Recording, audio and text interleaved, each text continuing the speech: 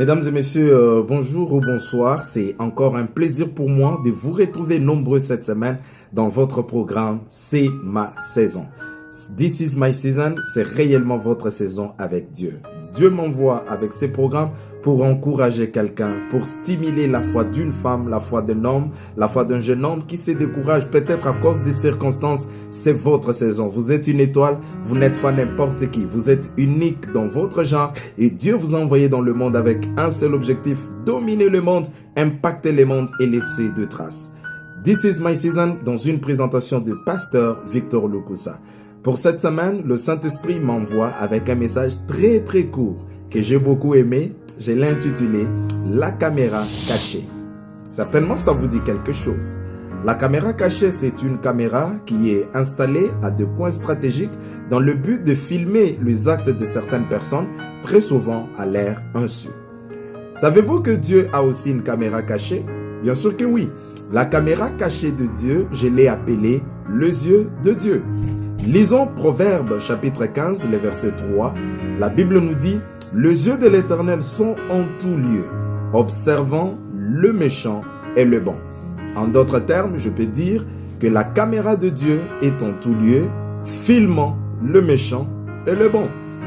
Le diable a apporté un mensonge dans le monde actuellement où beaucoup de gens ont comme impression que Dieu ne voit pas certaines choses que nous faisons en secret. Les gens travaillent beaucoup plus leur apparence extérieure, leur vie publique, mais ils ne travaillent pas sur leur vie secrète avec Dieu. Nous devons savoir que le vrai toi, ce n'est pas d'abord celui que l'on voit à la chair, en train de prophétiser, en train de chanter, en train de danser ou en train de rendre les services aux autres. Le vrai toi, c'est d'abord celui qui vit en secret. Lorsque tu es seul, lorsque ton pasteur n'est pas là, lorsque ton mari n'est pas là, lorsque tes fidèles ne sont pas là, comment tu te comportes?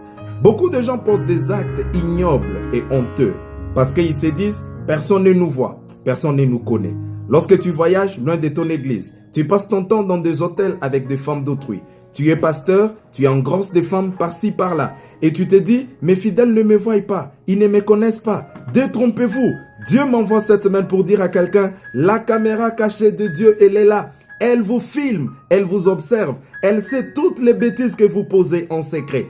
Arrêtez de vous moquer de Dieu. La Bible dit, on ne se moque pas de Dieu. C'est qu'un homme aura sémé, il le moissonnera. Comment peux-tu servir Dieu et vivre dans l'impudicité? Comment peux-tu prophétiser et vivre dans le mensonge et dans l'infidélité? Le Dieu de l'impudicité n'existe pas. Un serviteur de Dieu, tu dois avoir une vie secrète pure qui doit refléter réellement l'image de ce que tu es devant le Seigneur. Je prie que cette semaine qui commence, que votre vie publique soit le reflet de votre vie secrète avec Dieu. Soyez bénis et à la semaine prochaine.